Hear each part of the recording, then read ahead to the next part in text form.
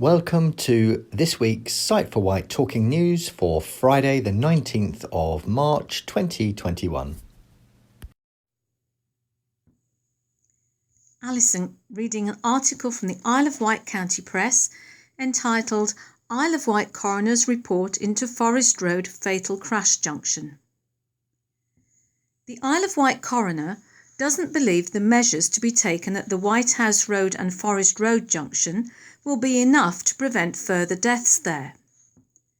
Caroline Summeray has sent a Prevention of Future Deaths report on the issue to the Isle of Wight Council and Island Roads, stating, "In my opinion, action should be taken to prevent future deaths, and I believe you and or your organisation have the power to take such action." On April the 15th, 2019, Mrs Summeray started an investigation into the death of Yvonne Copeland, who died at 64, following a collision at the junction. The investigation concluded at the end of the criminal proceedings on July the 13th, 2020. The driver of another car, Yashmi Ravikumar, 20, was sentenced for causing the crash. After the case concluded, Mrs Summeray considered it was not appropriate to resume the inquest. However, she said the judge's sentencing remarks revealed matters giving rise to concern her. Judge Susan Evans said, "This is not, perhaps, the easiest of junctions. It is not the first time that a serious road traffic collision has taken place at this particular junction." She said White House Road has high hedges which did not afford a good view of the major road, and signage may be somewhat deceptive. In the aftermath of the crash, a petition was launched which gained nearly 7,000 signatures, calling for the Isle of Wight Council to install traffic lights at the crossroads in a bid to improve road safety and prevent further collisions. Mrs Summeray found that accident data from the Isle of Wight Council and Island Roads show there is a high probability of a crash occurring at that junction at least once every year, and it is likely that between 25% and 50% of those accidents could kill or seriously injure someone. She said that in the last 5 years there have been 7 recorded collisions at the junction, with 3 others apart from this particular crash being serious collisions. 6 of the 7 collisions involved vehicles exiting White House Road onto Forest Road. She said, "Whilst I am aware that some measures have been taken by the Isle of Wight Council to reduce the likelihood of a collision in the future by realigning a hedge, I am concerned that this measure does not go far enough to make this junction significantly safer for all road users in the future." The Council must respond to the coroner within 56 days, by May the 3rd. The response must give details of action taken or proposed to be taken, setting out the timetable, or explain why no action is proposed. This is Den reading from the Isle of Wight County Press. Trials to start at Energy Recovery Plant after 2-year delay. Trial incineration is expected to start this month at the Energy Recovery Facility, the ERF, on Forest Road near Newport, a project which has been delayed for nearly 2 years. The commissioning process of the specialist plant, which will burn landfill rubbish, creating energy for Isle of Wight homes, is expected to be completed in June, more than 2 years after it was supposed to start operating. However, even without the new plant in full operation, the Isle of Wight Council says 99.73% of contract waste was diverted from landfill in December.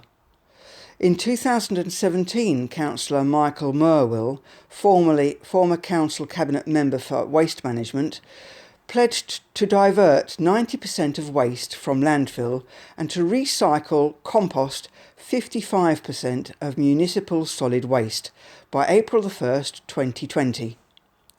In December, 53.5% of waste was recycled or composted and 46% was converted to waste-derived fuel sent to an energy from waste plant on the mainland.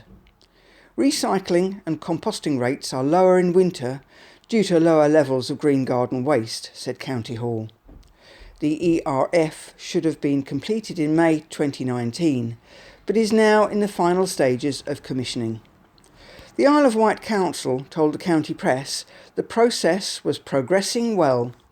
The ERF will use non-recyclable rubbish to generate renewable electricity for up to 5,000 houses and was given planning permission in March 2016. The use of gasification technology was originally planned for the site, but in 2017 the Environment Agency allowed a switch to what is known as moving grate incineration technology. In January 2020, according to 2018-19 data, Isle of Wight Council was 36th out of 345 local authority areas in England for its recycling rates. Up from 51st place on the league table, 55.7% of the island's household waste was being reused, recycled or composted, well above the national average at that time of 45.1%. The 2019 to 2020 recycling figures are yet to be published in full by the Department for Environment, Food and Rural Affairs, which is DEFRA. However, we already know that the Isle of Wight is not in the top 10 when it comes to household recycling and composting rates for that year. According to information published by DEFRA on March the 3rd, Three Rivers District Council in Rickmansworth, Hertfordshire, was top of the list, recycling, reusing or composting 64.1% of its waste in 2019-20. Guildford Borough Council in Surrey was 10th with a figure of 58.8%. When work started on the 44,000 tonnes per year ERF in April 2017, a video of the work was released on YouTube. Amy's waste collection and treatment contract with the Isle of Wight Council runs for 25 years, and it is expected to operate the plant on behalf of County Hall. According to letsrecycle.co.uk, in January 2021, Amy sold 6 of its sites, but retained the Isle of Wight. Meanwhile, Isle of Wight Council said the financial risk of a construction delay at ERF lies with Amy. County Hall would not comment on whether legal action was being considered or was underway as a result of the delay. This is an article from the Island Echo, read by Terry. Royal Isle of Wight County Show cancelled for the second year running. The Royal Isle of Wight County Show has, for the second year running, been cancelled due to uncertainty around the coronavirus pandemic. The annual summer show, which usually takes place at Northwood Showground, was cancelled in 2020 as a result of COVID-19. Despite restrictions being lifted on 21st of June, organisers say they don't wish to take the risk of months of hard work being wasted. Everyone's health and welfare is the primary consideration, they say. Graham Bliss, chairman of the Royal Isle of Wight County Show, has said, "In view of the continuing absence of clarity about how events will be allowed to operate this year, not expected until the middle of June at the earliest, your County Show Committee have made the difficult decision to cancel this year's Royal Isle of Wight County Show. We very much regret the need to make this decision because we know our members were looking forward to the show and the importance of the show to local businesses. I can assure you that this was not an easy decision, and one we would have preferred not to have to take. Everyone's health and welfare was the primary consideration. The planning cycle for the show means it was important to make a timely decision. Another factor in our decision was the concern that we may not be able to hold a show which we could all be proud to be associated with. However, it is hoped that open-air markets will be able to go ahead, like in 2020. Graham adds, "Based upon last year's model, we do hope it will be possible to repeat the open-air markets. As and when the way forward becomes clearer, we may also look to arrange a county fair event at the county showground. We are keen to try to support our traders and partners as much as we can. We are keen that the showground be used as much as possible. Therefore, if you know of anyone interested in using the showground, please ask them to get in touch." 12 months ago, I would have expressed a commitment to bring the show back this year with vigour and commitment, and this must now carry forward to 2022. If you would like to discuss this decision or anything about the show, please do not hesitate to make contact. Responding to the cancellation, Country Land and Business Association, that's CLA, South East Regional Director Michael Valencia has said, "The Royal Isle of Wight County Show is a flagship event in the island's agricultural calendar, and to hear that it won't go ahead this summer as planned is sad, but entirely understandable, given the current uncertainty regarding events and potential COVID-19 related restrictions. The health and safety of everyone involved must come first." Many rural businesses rely on the show as an opportunity to demonstrate their fantastic products and services to thousands of people. The CLA is supporting its members, who are a range of farmers, landowners and rural businesses, through this difficult time with the latest advice and information regarding coronavirus. We are also holding regular calls with government officials and lobbying on issues the industry needs to be reviewed to support them through these uncertain times. The rural sector is exceptionally resilient, however, having faced more than its share of adversity in the past. I have every confidence the Royal Isle of Wight County Show will bounce back, and we can't wait to be part of it once again in 2022. Hello, this is Sue reading an article from the Isle of Wight County Press. Micro brewery planned for popular Bembridge Inn. A new micro brewery could be coming to Bembridge, adding to the refurbished Pilot Boat Inn. Plans have been submitted to the Isle of Wight Council by George Bristow to convert existing storerooms behind the inn to form a micro brewery and a bottling room under a new company, White Knuckle Brewery. On the Pilot Boat's website, George Bristow, along with his wife Juliet, say they are very excited about the new project and look forward to seeing its customers soon. Over the COVID lockdown periods, the inn has been extensively refurbished to create a new cafe bar, gift shop, ice cream parlour and adding another bedroom, along with the plans for the brewery. A separate website for the White Knuckle Brewery has been set up, but only says it is coming soon. Planning documents submitted by JP Designs as part of the application say the approximate output of the brewery would be 500 litres a week, making ale and lager-type beer. Equipment such as mash tuns, a heating kettle, liquor vat and fermenting tanks would all be involved in the brewing process in the converted storerooms. A small bottling machine would also be housed in the next room. One public comment said it was an excellent idea and would add something different to Bembridge. Liquid waste from the process will be discharged into public sewers, but documents say a commercial discharge consent request has been made to Southern Water. To view or comment on the proposals, 21/00417/FU, you can view the Council's planning register. Comments will be accepted until April the 13th.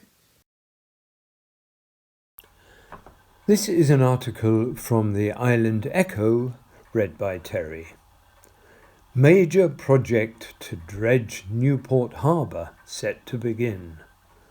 A major project to dredge Newport Harbour is due to get underway later this month. Thousands of tons of silt are being removed from the bed of the River Medina to increase the depth of the navigable channel. Dredgers will return to the harbour for the first time since the 1970s as part of the £370,000 project, which will see contractors Jenkins Marine carry out the work over the next 2 months. Councillor Wayne Whittle, Cabinet Member for Regeneration at the Isle of Wight Council, says the project supported the Newport Harbour Regeneration Master Plan. He said this investment is essential in ensuring the harbour's future as an integral part of Newport's offering to residents, businesses and visitors alike. The harbour is a key part of our regeneration plans for the town. Maintaining navigation along the river will allow its continued use as a recreational and commercial waterway. Council leader Dave Stewart has said the works are important first steps in tackling necessary maintenance at the harbour, safeguarding its future as a working facility. The 1988 and 2021 Harbour Revision Order gives the Council the powers to dredge. The authority has secured a licence to allow the disposal of the material to an approved location at sea. While the harbour will remain open during the works, a local notice to mariners will be issued to advise harbour users. Dan Jenkins, director of Jenkins Marine, added, "We are delighted to be working with the Isle of Wight Council to undertake the dredging works and recognise this is an important step in the regeneration of the harbour." Hello, this is an article from the Isle of Wight Radio. Pawsome, Isle of Wight family reunited with cat after 13 years. There's pawsome news for a family on the Isle of Wight who have been reunited with their cat 13 years after he went missing. 16-year-old Jess was taken in by the Isle of Wight Cats Protection Adoption Centre in Ryde on Monday. Luckily, the feline had a chip which allowed staff to trace his owners. It turns out they hadn't seen him in over a decade. Posting on Facebook, the Cats Protection Centre said, "Did the cat have a microchip? Oh yes, and the details were up to date, even though the owners had moved since the cat went missing. That was one phone call the owners weren't expecting. Wow, the power of the microchip. If only Jess could tell us about his adventures. I think he'll be grounded for a while now." The centre's urging Isle of Wight cat owners to get their felines chipped. Alison reading an article from the Isle of Wight Radio entitled "Let's Get Dark Sky Status for the Isle of Wight," says Central Wight representative. Solutions are being sought to get the Isle of Wight dark sky status, which is awarded to the areas that are the best for seeing the stars at night.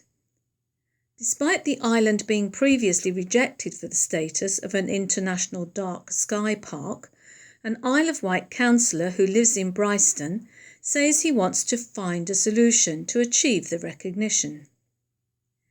To achieve the recognition, you need good sight lines which are not blocked by trees or tall buildings. Councillor Steve Hastings, Cabinet Member for Environment, Heritage and Waste Management, told Isle of Wight Radio dark sky status would be beneficial to the environment, tourism, islanders, and add another string to the Isle of Wight's bow. Speaking exclusively to Isle of Wight Radio, Councillor Hastings said, "I am very much a supporter of dark skies. On our road in Bryston, we have no street lights, so we have beautiful sunsets, and then later on we have a clear sky. I walk out to the edge of the drive and look up, and it is amazing to see the stars. There is no better feeling. I want all islanders to experience it." He added, "We are a tourist island. It is a good tourist offer that we have all these special designations, AONB, SSSI. So dark skies is another one I think would be really good if we could add it." Local residents and Bryston Parish Council are very supportive as well.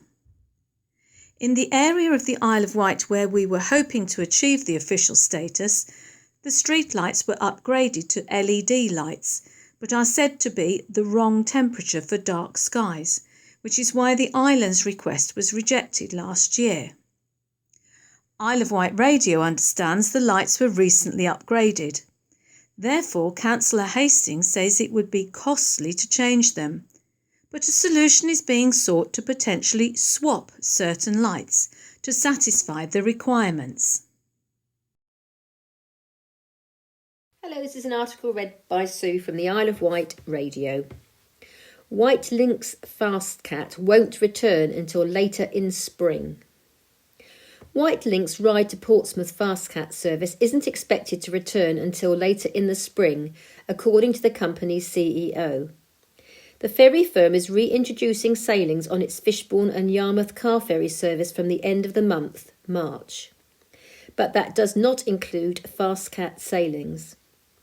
In anticipation of increased demand for travel in April, timetable changes to its car ferry services are coming into place from Monday the 29th of March. The Portsmouth to Fishbourne route will increase to an hourly service 7 days a week, with the usual nighttime sailings. Sailings will resume at weekends on the Lymington to Yarmouth route. It will continue to be a 2-hourly service. It says its Fastcat service will remain suspended due to very few foot passengers travelling. It says it will start again when there is a greater demand. Whitelink Chief Executive Keith Greenfield says, "We are pleased to increase the numbers of sailings on both our car ferry routes, including the resumption of weekend services between Lymington and Yarmouth as restrictions start to be lifted. We expect to bring back the Fastcats later in the spring when more travel is permitted, but unfortunately the number of foot passengers travelling at present remains at exceptionally low levels. Our ticket acceptance agreement with Hover Travel will continue during April. We thank all our customers for their patience and look forward to welcoming them back as travel restrictions allow." Hello, this is Lisa, CEO of Sight for Wight, welcoming you to this week's Talking News.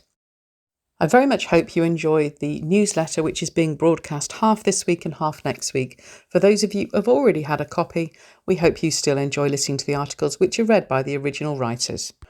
I cannot tell you how pleased I am to have received so many positive comments about the newsletter.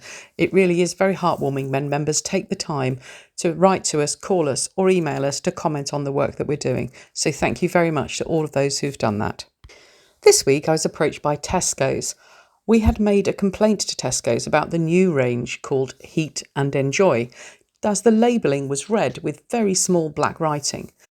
I myself often use apps and my digital magnifier to reverse the colours, but even using all the tech that I had, I still could not read this label in any shape or form. I did make a complaint to Tesco's and I'm delighted to say they have taken it extremely seriously, and they have asked us to come back to them with a suggestion of the best colours to use.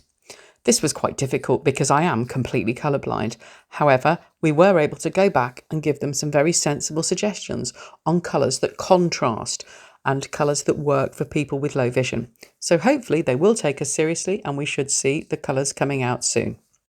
With the easing of lockdown for the end of June looking more likely, and indeed the infections rates on the Isle of Wight now entirely below 9 per day, we are making plans to reopen. To do this, we of course need to engage our ever loyal volunteers. So currently we are talking to each of them individually over the next couple of months in order to see how they're able to help and when they feel they are able to return. Finally, as always, please stay safe. Thank you, Lisa. Newsletter, February 2021. Hello and welcome to our newsletter. I do hope you enjoy all of the articles, helpful hints and general information on where you can access support. We are always interested in what you think about the publication, so please let us know.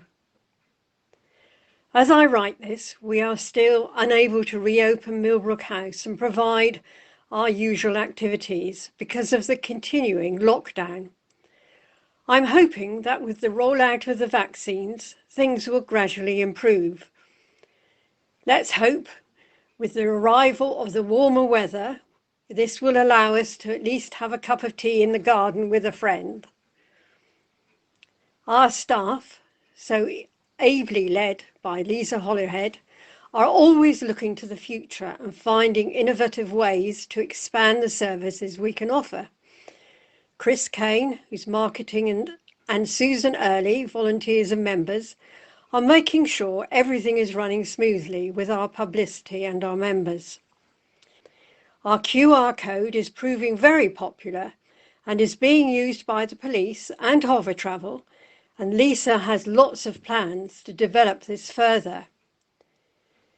Elaine Bricknell has already organised training for the volunteers who wish to take part in the befriending scheme. And Debbie Durbridge, our Dress for Less shop manager, although unable to open the shop at the moment, is selling clothing through Facebook. Jasmine Edwards, our Education and Young Person Officer, is building up our contact list, ready for when she can go into schools again. The trustees and I are so grateful for all the work the staff put in. They're always helpful and always putting in that bit extra. May I also thank all the volunteers. We couldn't function without you. If you would like to join or can offer more than one way of helping, please contact us. There's always plenty of support from the staff and someone to answer any queries, as the telephone is always operational during office hours. I'm sure you know, but here it is again. Our telephone number is 01983 522 205. The trustees are still holding all their meetings online, so the business of the charity is ongoing. We are very aware of everything previous committees have achieved. 125 years worth and rising. As always, we want to improve on the services we can offer and keep Sight for Wight in a good place for the future. All the best, Sue. CEO update, read by Lisa. January certainly seemed to move forward very slowly, but now with the weather cheering up a little and the days getting longer, we feel 2021 is finally getting underway. In this newsletter, we are paying tribute to one of our much-loved volunteers, Mel, who sadly passed away. Mel had been a very friendly face here at Sight for Wight for many years. I spoke with Mel a couple of weeks ago and he wanted to thank us. He said how much pleasure he got from helping people and how grateful he therefore was for having the chance to do just that. Later in the issue is a full tribute to Mel, and we hope, once restrictions allow, to celebrate Mel and say a heartfelt thank you. Our Alexa skill is coming along nicely, and we should be ready to launch by the end of March as planned. We're very excited to be one of only 2 UK sight loss charities who have their own skill, and I really believe it will offer a wealth of resource to people just by using their voice. Opposite this, I am delighted to give an update on the Audible QR Code Hello Everyone. That was received numerous press coverages over the last month. We've also included a leaflet on e-scooters. This is a very difficult area as they are government backed, but they do cause hazards for people with sight loss. We took the view to work with Beryl, who hold the Isle of Wight contract, to try and get the best possible outcome for the island. This does not detract from the work being done nationally to lobby the needs of VI people if they are to be legalised. Hello Everyone Audible QR Code article read by Lisa.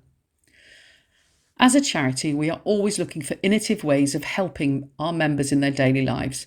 We believe we have found a very significant way of doing this. We want every visually impaired person to feel confident in their surroundings in their everyday lives, not just when someone is there to help. Two aims. There are two aims: to allow a visually impaired person to walk into a building with confidence and to have access to the written word without restriction. How? To provide audible information on surroundings and turn the written word into voice using Hello Everyone Audible QR codes.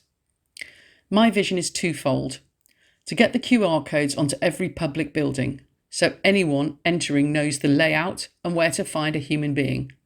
And secondly, replacing the written word on every food label, letter and menu so that the words can be heard. Entering a building when you're VI, quoting one of our trustees, who is a guide dog user, is like bumbling around like a blind person. No one wants to be that person. Instead, scanning a QR code that will give you the layout and the confidence to find a human being is all that is needed. A tribute to Mel Barnes. It is with great sadness that we announce the passing of a very popular and loved volunteer, Mel Barnes. Mel began volunteering in 1996 after his retirement from Southern Water, joining his wife, who was already a volunteer.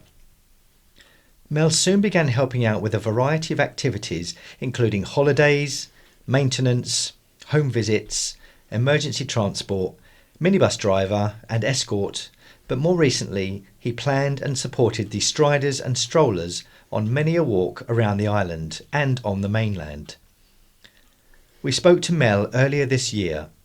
He recounted several stories of people so thrilled to regain some lost independence by joining groups led by him. He honestly could not have been more pleased to be given the opportunity to do this. Thank you, Mel. We thought the most fitting tribute would be to recount one of those stories. The following is from Danielle Burgess, a member of his Striders group. I first met Mel back in 2011 on a Sight for Wight Striders walk, which, for me, was a baptism of fire. I cannot remember the walk in question, but I was struck at how Mel made me feel welcome to his merry band of walkers. The walk itself was very challenging, with steep gradients, downhill slopes and copious amounts of mud, which I soon realised was to be a regular feature of Mel's walks. As a newbie and not the fittest, Mel would often take my arm and gently bring me to the front to lead the way. It was on those occasions that Mel and I would chat, and he would tell me some of his wonderful holidays, which always involved trains, another of his passion. Our Striders walks were never dull, and it never ceased to amaze me how he managed to find such interesting walks across our beautiful island, always doing a recce first. Thanks to Mel, I can proudly say that I am now able to do 5 to 6 mile walk with relative ease. Mel was not a huge fan of dogs, and I still remember when our group went from having 2 guide dogs to 5 on occasions. Mel's heart must have sunk.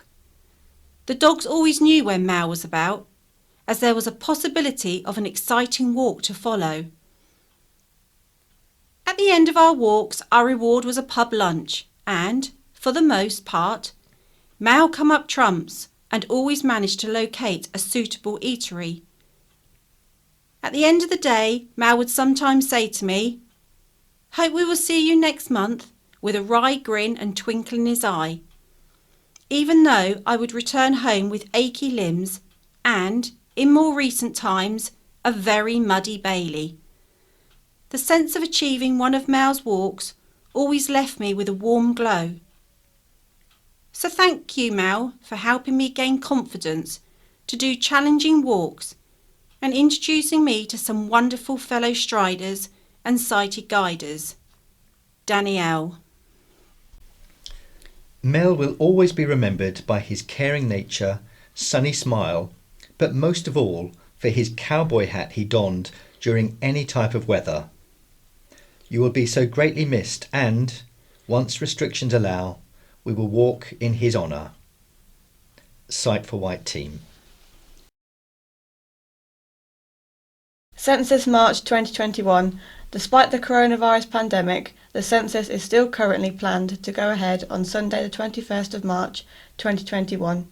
By completing your census survey questionnaire, you are helping to provide, amongst many other things, vital data on the population of blind and partially sighted people throughout England and Wales that informs decisions on services tailored to supporting the visually impaired, such as healthcare, education and transport. You may have heard that this year the census is going to be an online form. Whilst completing the survey electronically is potentially easier, more cost efficient and more accurate for the government, it of course can prove very much more challenging for visually impaired people. We have had several meetings with Ursula, the island census officer, and have found 3 immediate ways to help. Whilst the official advice is get a friend, family member or neighbour to fill it in for you, we wanted to ensure that taking account of the lockdown situation, which is likely to continue, this is not a very practical solution. What is the process? At the beginning of March, each household will receive their unique census access code in the post. This is your unique code and you need to keep it safe. For those who can, you can then go online and complete your census on any smartphone, tablet, computer or laptop. You can use Android, Windows or Apple. Alternately, you can then choose a traditional paper version by calling the census office, quoting your unique code, and they will send you a form. However, following our discussion, there is a third way to complete the census. It is the first way we can help you. You can call either the National Census line or Sight for Wight and your answers will be recorded for you. The second way we can help is by providing any information provided by the census team in Braille or in an audio format, so please do not hesitate to ask. Finally, the third way we can help is we have already recorded the information booklet into an audio format for which you can listen to by scanning this QR code, or you can hear it on our Sight for Wight YouTube channel. Spotlight on Tina Snow. My name is Tina Snow and I have had involvement with then named Isle of Wight Society for the Blind since my childhood. I would like to give you a glimpse into my life as a totally blind person. I was born in January 1968 and have a twin sister, Karen. There is only 5 minutes between us. I was born with no sight and my eye condition is retinopathy of prematurity. This is when the eyes are not developed fully and when the retina is exposed to oxygen in an incubator. This is very common in the 1950s and 60s, but is now largely preventable by covering the eyes when a baby is in an incubator.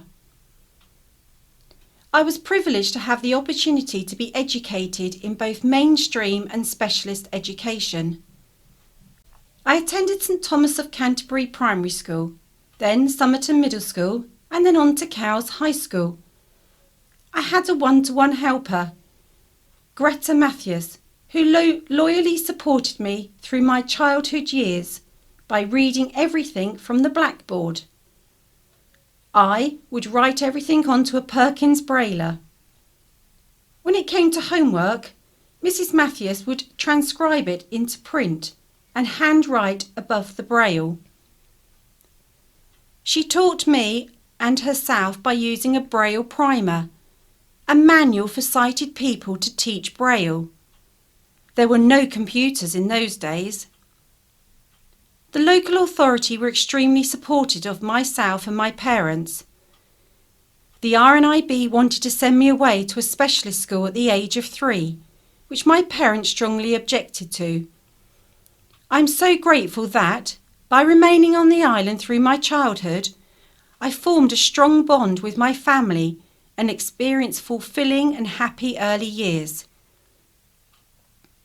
At the age of 16, I attended the Royal National College for the Blind, Hereford, where I learnt valuable life skills and independence, as well as gaining qualifications in Braille shorthand and audio typing. In our free time we had a great social life, rambling on the Malvern Hills, ice skating and pony trekking most weekends. At the age of 19, I went on a youth training scheme at Plessy Radar, Cowes, where I took minutes and did audio typing. In 1989, I successfully applied for a grant from the Prince's Youth Business Trust and set up my own typing agency from the back bedroom in a former home in Mill Hill Road in Cowes.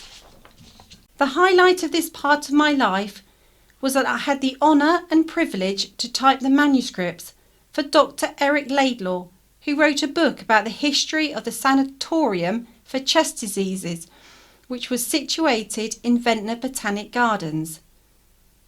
I then went on to type a second book for Dr. Eric Laidlaw about the history of the Isle of Wight hospitals, which included St Mary's, the early workhouse, Frank James, Ryde and Shanklin hospitals. I am honoured to be listed in the acknowledgements of both of these books. Since 1993, I have worked in adult social care, doing audio typing and latterly minutes taking. It was a great cultural shock having to use Microsoft Teams for meetings with the sudden unwelcome arrival of COVID-19 and the many challenges it brings, including being unable to socially distance from others. I desperately miss socialising with family, friends and work colleagues, and do not like the remoteness of working from home. I live with my guide dog called Quiz. He is my 5th guide dog, and they have all transformed my life, giving me independence, freedom and confidence. After my 4th guide dog, Nuska, died unexpectedly, I had to adapt very quickly to using a long cane. I found it exhausting, with journey lengths doubling. My hobbies include playing the clarinet, going for country walks, listening to birdsong, the tranquility of the waves on the beach. As a person with no light or dark perception, I have no understanding of colour. My knowledge is very basic, e.g., I can compare white with the texture of snow, black with the sound of thunder, green with the smell of freshly cut grass, and blue with bright warm sunshine. I very much value the senses of sound, touch, smell, and hearing. By clicking my fingers or clapping, I am able to identify high buildings and the echo of passageways and open landscapes. I have always had a love for radio, and my wishes and aspirations would have been to be a radio presenter, newsreader, or a professional musician. We can all dream. My tip for the day is to put an elastic band on the hair conditioner to separate it from shampoo, as they usually feel the same. I hope you have enjoyed reading this article and found it informative and enlightening. Life is full of challenges, but once you achieve them, It is like reaching the summit of a mountain. Tina Snow. Sight for Wight would like to thank you for listening to this week's edition of the Talking News. We would also like to thank our volunteers for reading, and a particular thank you to the Isle of Wight County Press, On the Wight, Island Echo, Isle of Wight Radio, and a special thank you to Vectis Radio.